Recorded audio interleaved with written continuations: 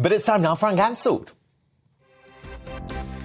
And this is where Britain's top commentators speak out on controversial issues without the fear of the cancel culture sweeping the rest of the media. Earlier this evening, Home Secretary Suella Braverman said the, quote, invasion of migrants crossing the Channel to Britain showed our broken immigration system is out of control. The British people deserve to know which party is serious about stopping the invasion on our southern coast and which party is not. Some 40,000 people have arrived on the south coast this year alone. The jam-packed Manston Migrant Processing Centre in Kent, which is only meant to house 1,000 people, currently has nearly 4,000 arrivals under its roof.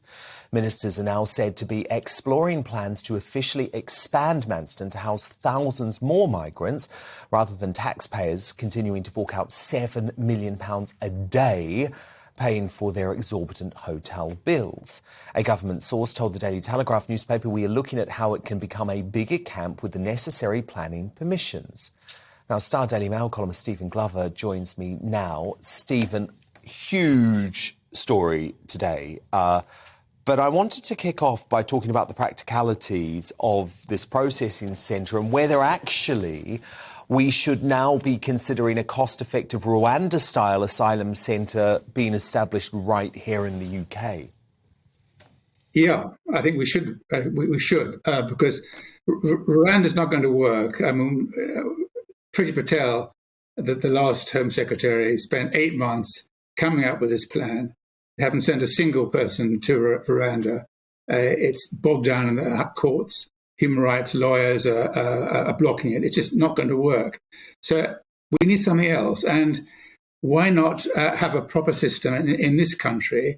Instead of spending £2 billion a year on putting people into hotels, which are bursting at the seams, why not have a proper system here, probably overseen by the army, out of the way, not, I think, in Manston. I mean, talking about planning permission, for God's sake, somewhere, you know, somewhere which is British, some island, it could be close, could be far, but where the thing can be done in an organised and humane way, by the way. I mean, it's shocking to hear that people at Manston have had diphtheria and scabies.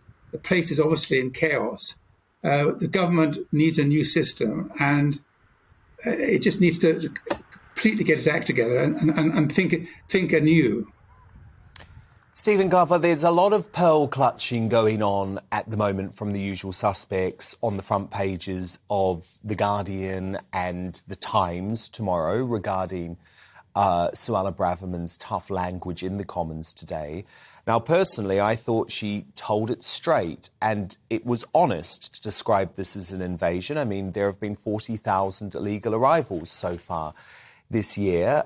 Do you feel she went too far at all? I mean, I think that if she hadn't been a British Asian, she might not have got away with it. I think as a British Asian whose parents are immigrants, she probably can get away with it. It's not maybe the word I would have used, but the fact is that 40,000 people, good as, have arrived here this year. Many of them are not by any stretch of the imagination refugees. Many of them are Albanians who are just coming here for a good life, maybe to join a gang. God knows what they're up to. So, I mean, to make so much fuss about a single word is childish. You know, this is a huge problem. She can't really be blamed. I mean, the Tories can be blamed because this has been going on for years and it's got worse and worse and worse. She's only been in her job for a few weeks. She can't really be blamed for it. She's admitted that the system is broken. Okay, the word invasion, maybe she shouldn't have used it, but it's not a big deal. Let's just think about the realities of the situation, which is that the government has failed to deal with this problem and it needs a new approach.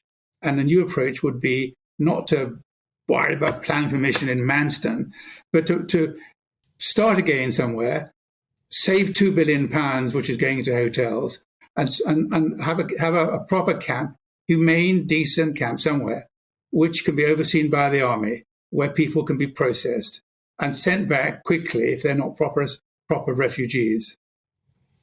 No, I think you're right. Just finally, Stephen, can we talk about the politics of this situation? Obviously, there is huge growing pressure on the Prime Minister, especially from the left of his party to dispense of the services of Miss Braverman.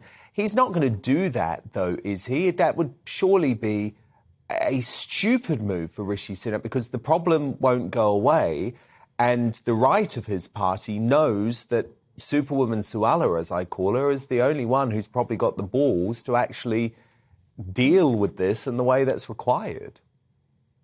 I think he would be stupid to get rid of her. I mean, what has she done wrong? You know, she's just inherited an appalling situation, and she's admitted that it's an appalling situation.